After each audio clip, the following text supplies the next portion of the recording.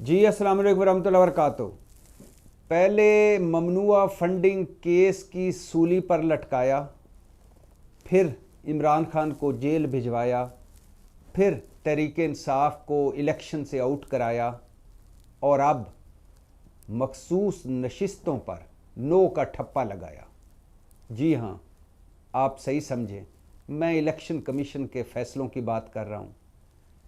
और election commission के इन्हीं फैसलों में एक और फैसले का इजाफा हुआ है, एक और जानबदाराना फ़ैसला, एक और मुतनाज़ फ़ैसला, एक और मुतसबाना फ़ैसला, एक और जमहूरियत पर हमला इलेक्शन कमीशन का, एक और वोट की इज्जत को पामाल करने वाला फ़ैसला।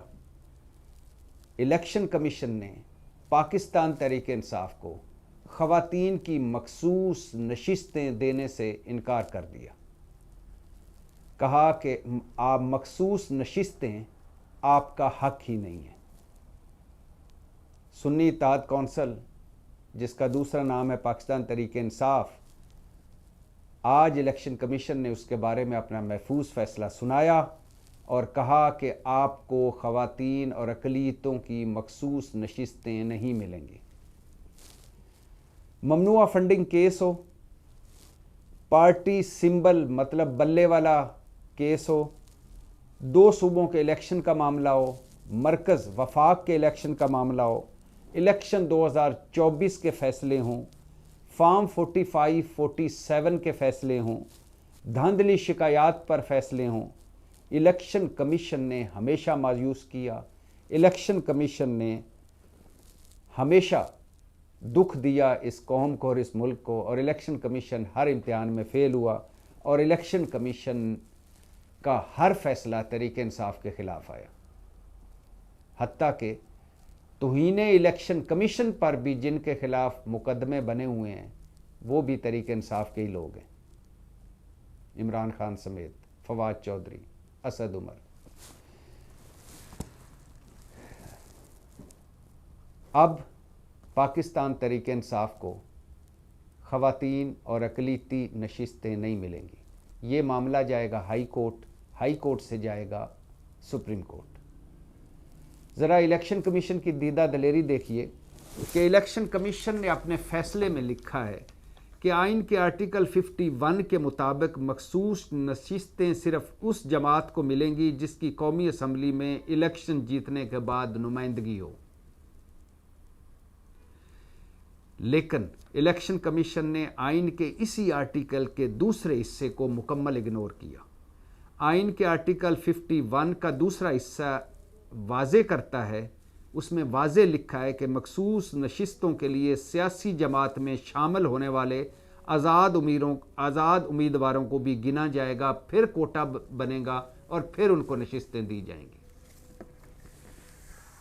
लेकिन मैं किन आइन और कानून की बातों को लेकर बैठ गया हूँ? ये मैं बात कर रहा हूँ इलेक्शन कमीशन की। इलेक्शन कमीशन वो इलेक्शन कमीशन है, पाकिस्तान की 75 साल तारीख का वो इलेक्शन कमीशन है जिसके बारे में फ़ाइज़ ईसा काजी की सुप्रीम कोर्ट और जस्टिस बंदयाल की सुप्रीम कोर्ट, दोनों सुप्रीम कोर्ट्स मुत्तफ़िक हैं। जब बंदयाल साहब थे तब भी और अब फ़ाइज़ ईसा काजी हैं तब भी, दोनों के अदवार में फ़ैसले आए हैं कि इस इलेक्शन कमीशन ने आइनी खिलाफ वर्जी की, मतलब आइन तोड़ा। सुप्रीम कोर्ट कह रही है कि इस इलेक्शन कमीशन ने जमहूरियत को पटड़ी से उतारा। सुप्रीम कोर्ट कह रही है इस इलेक्शन कमीशन ने आइन को नए सिरे से लिखा। सुप्रीम कोर्ट कह रही है कि इस इलेक्शन कमीशन ने मुल्क और कौम को सियासी बहरान में धकेला। सुप्रीम कोर्ट कह रही है कि ये इलेक्शन कमीशन अपने काम के अलावा सारे काम कर रहा है। यकीन करें, आज हम जहां हैं, जो नफ़रत है, जो तकसीम है, जो सियासी अदम इस्तेकाम है, जो सियासी बहरान है, जो आइनी और अदालती बहरान है, उसमें बड़ा हिस्सा, बड़ा किरदार इस इलेक्शन कमीशन का है। ये इस फैसले से, इस जानबदाराना फ़ैसले से, इस मुतसबाना फ़ैसले से, इस मुतनाज़ फ़ैसले से कि पाकिस्तान तहरीक इंसाफ को ख़वातीन की मखसूस नशिस्तें नहीं दी जाएंगी, इससे सियासत में और तलखी बढ़ेगी, सियासत में और लड़ाई बढ़ेगी। हमें इस वक्त ज़रूरत क्या है? मफामत की। हमें इस वक्त ज़रूरत क्या है?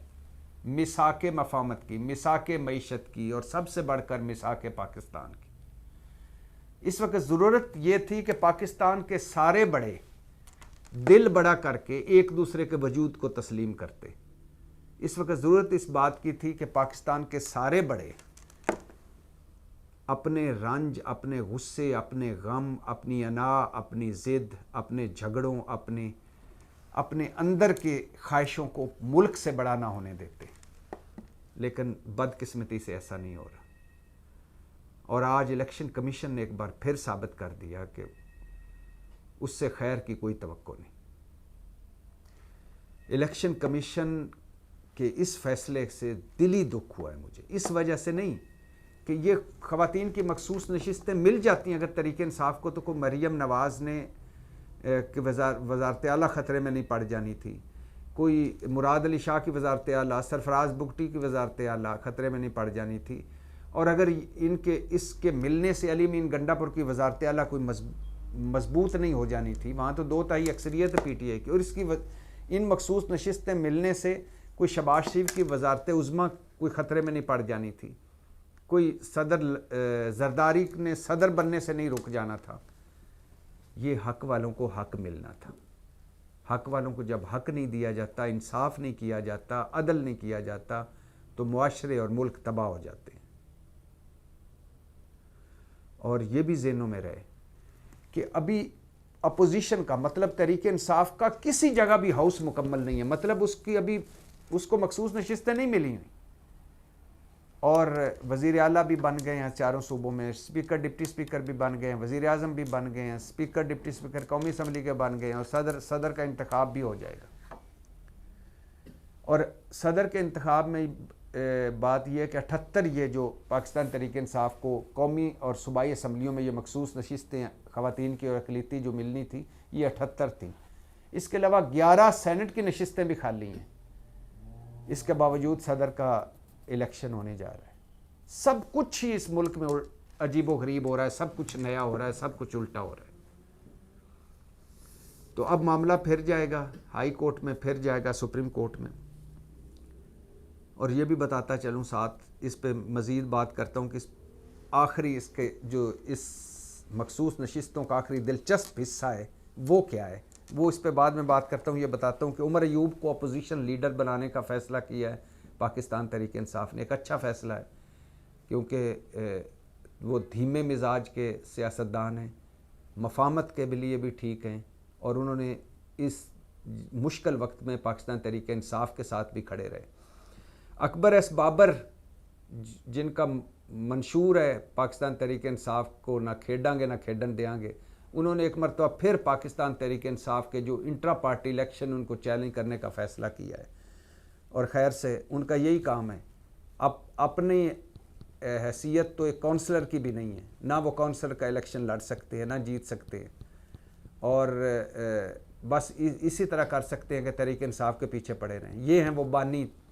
बंदा जिस पार्टी में रहे उस पार्टी से इतनी मोहब्बत तो हो जाती है कि जब वो मुश्किल में हो, जब इमरान खान उनका सियासी मुखालफ मुश्किल में है, जब तहरीक इंसाफ मुश्किल में है, ऊपर से गिरा कर उसको मज़ीद उस पर वार कर रहे हैं। ये लोग होते हैं जो पहले बड़े ज़रफ़ों वाले लोग होते थे, करैक्टर वाले लोग होते थे। जब उनका हरीफ, जब उनका मुखालिफ मुश्किल में होता था तो वो साइड पे हट जाते थे कि नहीं अब इस पर वार नहीं करना। और ये भी बताता चलूँ कि सुप्रीम कोर्ट के लार्जर बेंच फ़ाइज़ ईसा काजी की सरबराही में 9 रुकनी बेंच ने जो जुल्फ़िकार अली भुट्टो की फांसी के ख़िलाफ़ सदारती रेफरेंस सुन रहा था, उस पर समाअत मुकम्मल होगी और अब फ़ैसला महफूज हो गया है। हमारी सुप्रीम कोर्ट जिंदों पर कोई तवज्जो नहीं देती, मरे हुओं के केस चल रहे हैं। अच्छी बात है भुट्टो साहब का केस चला, लेकिन उस भुट्टो साहब तो चले गए, अब इस केस से उनको कोई फ़ायदा तो नहीं होगा, ना नुकसान होगा। फ़ायदा तो नुकसान उन लोगों का होता है जो इस वक्त ज़िंदा लाशें बन के फिर रहे हैं। उन लोगों के लिए इस सुप्रीम कोर्ट में कोई गुंजाइश नहीं है। परवेज़ मुशर्रफ का केस चला, उनकी फांसी की सज़ा बरकरार कर दी, दोबारा बहाल कर दी। परवेज़ मुशर्रफ तो जा चुके, उनकी फांसी की सज़ा मुअत्तल हो जाए बहाल हो जाए, उन पर क्या फ़र्क है। फैज़ाबाद धरने सुन लिया, फैज़ाबाद धरना गुजर गया, खादिम हुसैन रिजवी फौत हो गए, उसमें से लोग निकल गए, चले गए, ख़त्म हो गया, वो सुन लिया। जो मौजूदा है इस वक्त, जो हालात हैं, जो हुआ सब कुछ हमारे पिछले 2-2.5 सालों में, उसके लिए जब से फ़ाइज़ ईसा काजी साहब आए हैं, उसके लिए कोई जगह नहीं। अगर कोई केस चला जाए तो फिर फ़ाइज़ ईसा काजी साहब जो केस का हाल करते हैं, अगर कोई तहरीक इंसाफ का केस चला जाए फिर उस केस का जो हाल होता है वो आपके सामने है। तो अब वापस आते हैं इस इलेक्शन कमीशन के इस मुतनाज़े जानबदाराना अफसोसनाक फ़ैसले पर। अब भला इसका दिलचस्प पहलू क्या है? दिलचस्प पहलू ये है कि मुझे ऐसा लग रहा है कि ये तहरीक इंसाफ को तो नशिस्तें नहीं मिली, ये अब हाई कोर्ट जाएंगे, सुप्रीम कोर्ट जाएंगे। इलेक्शन कमीशन का लग ऐसे रहा है कि वो नशिस्तें ना सिर्फ तहरीक इंसाफ को नहीं देगा बल्कि ये नशिस्तें बांट देगा मुस्लिम लीग नून में, पीपल्स पार्टी में, MQM में, क्योंकि वो दरखास्तें लेके पहुंचे हुए हैं। उनको भी सलाम जो ये दरखास्तें लेके पहुंचे हुए हैं कि सीटें उनकी हैं, दे हमें दो। वो हमारे दोस्त कामरान शायद कहते हैं ना, भाई का गोश्त खाने के मुतरादफ है ये, कि हिस्सा चीज़ उसकी है, दे मुझे दो। वो दरखास्तें लेके पहुंच गए, उनको सलाम, और इलेक्शन कमीशन ने उनकी दरखास्तों को इंटरटेन कर लिया, इलेक्शन कमीशन को सलाम। और अब ये इनको नहीं मिलेंगी तो उनमें डिवाइड कर देंगे। यानी हक तरीके इंसाफ का है, एक तो हक छीना, दूसरा ये है कि वो हक उठाकर दूसरों को डिवाइड कर दो। तरीके इंसाफ को उसको दे दो, मुस्लिम लीग को कुछ दे दो, कुछ पीपल्स पार्टी को दे दो, कुछ MQM को दे दो। अगर पाकिस्तान तरीके इंसाफ को हाई कोर्ट और सुप्रीम कोर्ट से रिलीफ ना मिला तो ये नशिस्तें इन तीनों जमातों में बांट दी जाएंगी। ये है मेरा बनाना रिपब्लिक पाकिस्तान। पाकिस्तान जिंदाबाद।